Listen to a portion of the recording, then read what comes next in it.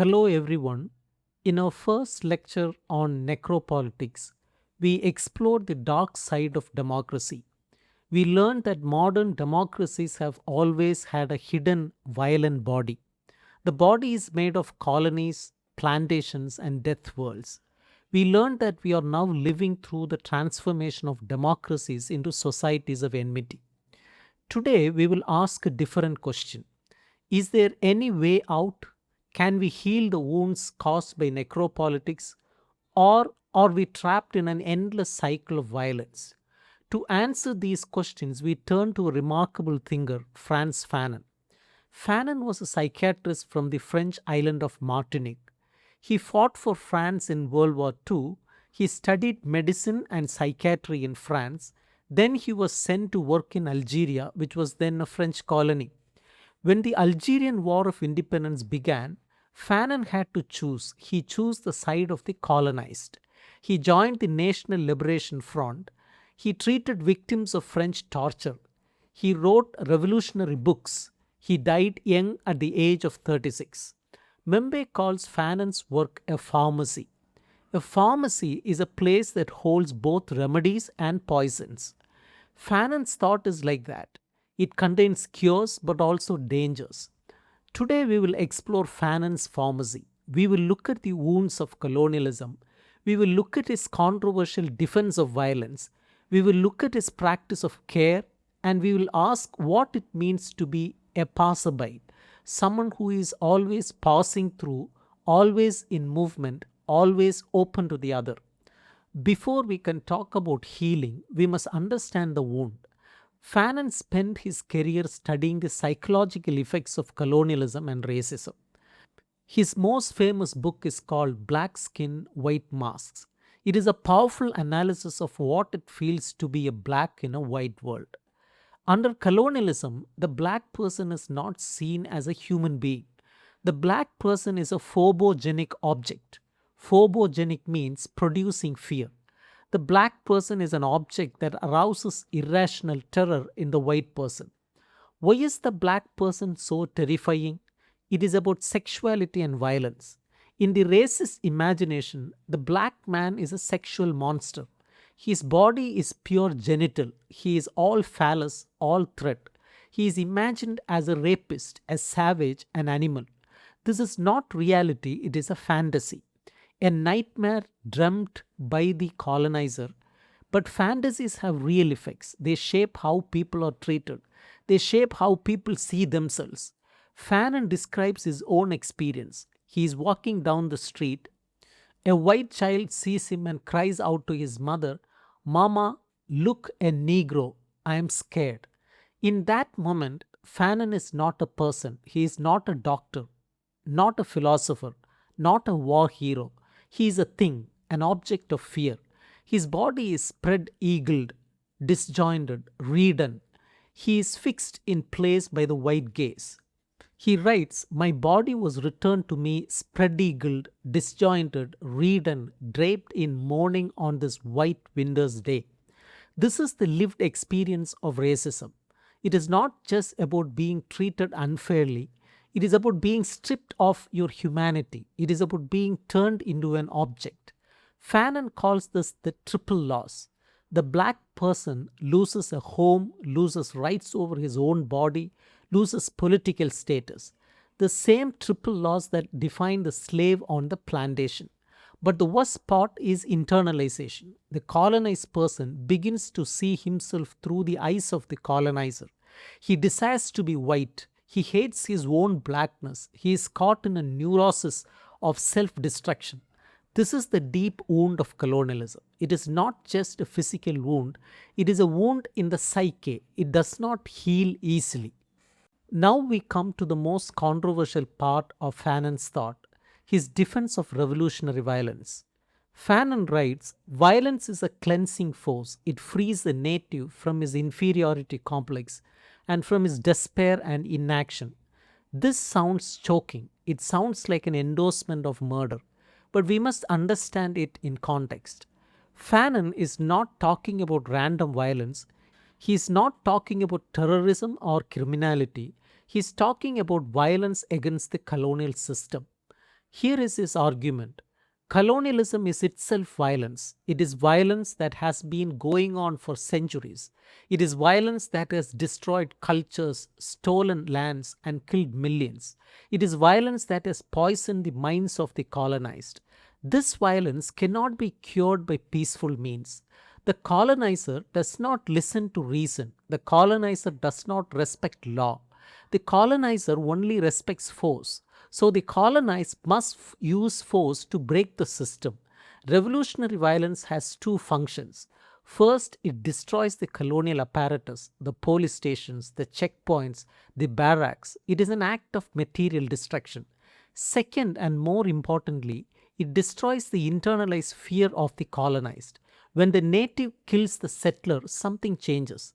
The native discovers that the settler is not a god, he is just a man, he can bleed, he can die. This discovery is liberating.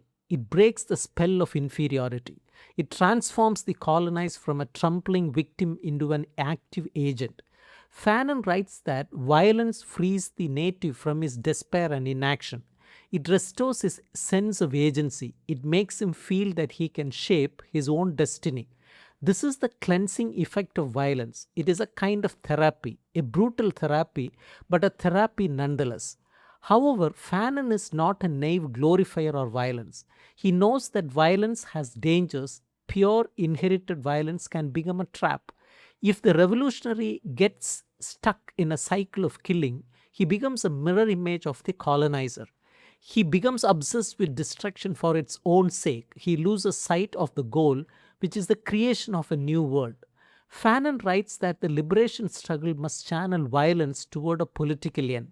The goal is not just to kill the settler, the goal is to build a new society, a new humanity. This is where the idea of pharmakon becomes important. In ancient Greek, a pharmakon is both a remedy and a poison. The same substance can heal or kill depending on the dose or the context. Violence is Fanon's pharmakon.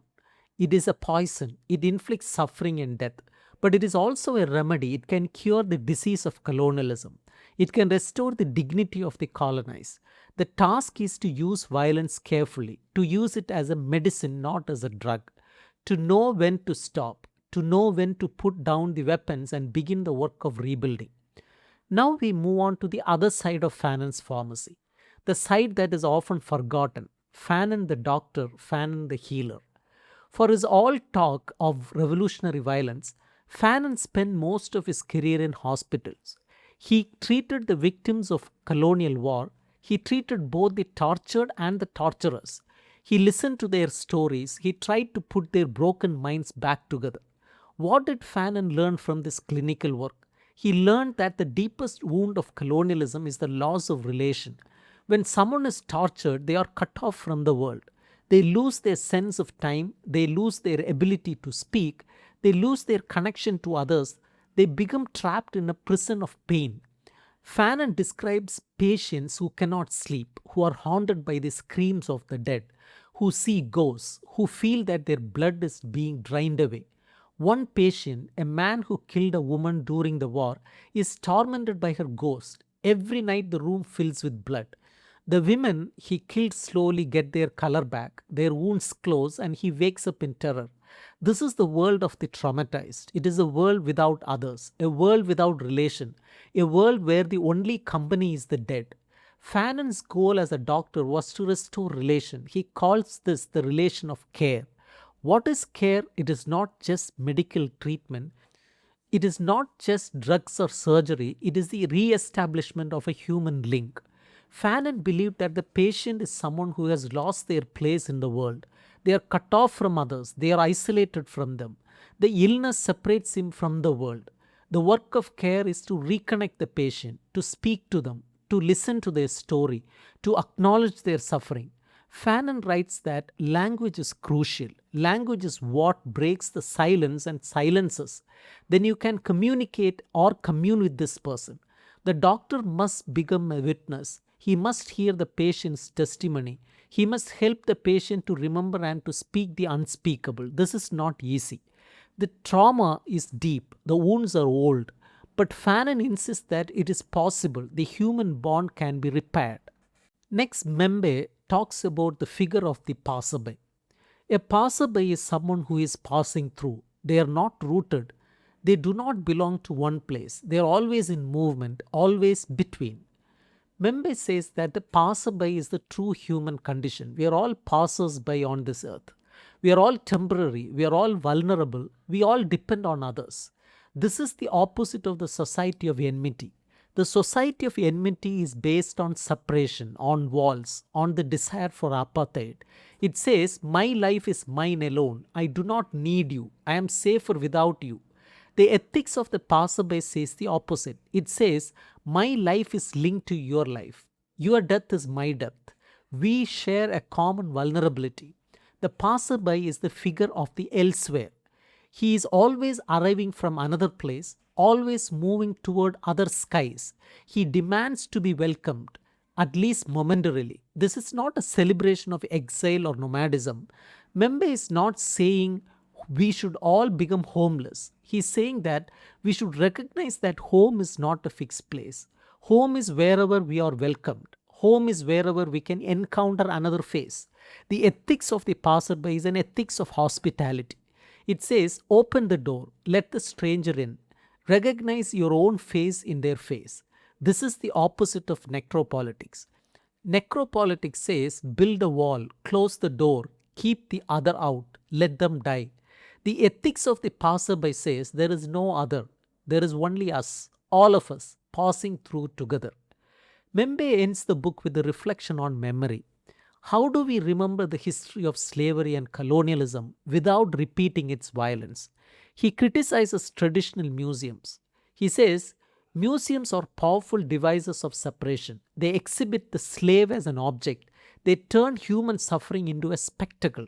The slave is displayed, the visitor looks, the visitor is separate, the visitor is safe. This is not true remembrance. True remembrance would be uncomfortable. It would break down the separation between viewer and the viewed. It would make the visitor feel the wound. Mbembe calls for an anti-museum, not a building, but a practice of radical hospitality, a practice of haunting. The anti-museum is a place where the dead are not exhibited, they are allowed to haunt. Their presence is felt as an absence. Their suffering is not turned into entertainment. The anti-museum is also a place of refuge, a place for all the rejects of humanity and the wretched of the earth, a place where the passerby can finally rest. This is a utopian vision, but Mbembe is not afraid of utopias. He believes that we must imagine a different world if we are to build one. Before we conclude, we must address one more difficult question. What is the future of the human? Classical humanism says that all humans share a common essence. We are all rational, we all have dignity, we all have rights. But Fanon and Mbembe are critical of this humanism. They point out that humanism was used to justify colonialism. The human of humanism was always the white man, the black man, the Arab, the Indian were not fully human. So what comes after humanism? Mbembe discusses two responses. The first is Afro-pessimism. This is the view that blackness is not a condition that can be overcome. Blackness is the position of the slave, the one who is excluded from humanity. There is no redemption within the existing order, only destruction. The second is Afrofuturism. This is more optimistic response. Afrofuturism says that the human is finished. We need to imagine a post-human future. A future where the boundaries between human, animal, machine and the planet are dissolved. The Negro, who was always treated as a thing, is actually the prefiguration of this future. The Negro is plastic, transformable hybrid. The Negro is the first cyborg. Mbembe does not fully endorse either position. He retains Fanon's insistence on the human as a project, something not given but created. We are not born human, we become human through struggle, through care, through the encounter with the other. Let me end where Mbembe ends, with Fanon's prayer at the end of Black Skin, White Mass. Fanon writes, "O my body, always make me a man who questions, not a man who knows, not a man who kills, not a man who builds walls, a man who questions. The man who questions is open. He does not have all the answers. He is not certain. He is willing to be surprised. He is willing to be changed by the other. This is the opposite of the necropolitical subject. The necropolitical subject is certain. He knows who the enemy is. He knows who must die. The man who questions does not know. He asks. He listens. He waits. This is not a weakness. It is the only defense against the society of enmity. It is the only pharmacy. Let me summarize our two lectures. In the first lecture, we learned that democracy has hidden violent body. The colony, the plantation, and the camp are not exceptions, they are the dark heart of modernity. In this lecture, we learned that healing is possible but not easy. Fanon's pharmacy holds both remedies and poisons. Violence can be a cleansing force, but it can also become a trap. Care can restore relation, but it requires listening, witnessing, and patience. The ethics of the passerby offers a different path, not the path of the wall, but the path of the open door, not the path of the enemy, but the path of the stranger, not the path of certainty, but the path of the question. Mbembe ends his book with an image. The earth is not a possession, it is a dwelling. We are all guests, we are all passing through. Our task is not to build walls, it is to share the house, to recognize that the other's face is my own, to care for the wounded, to question everything. This is the pharmacy. That is the only way out of necropolitics. Thank you.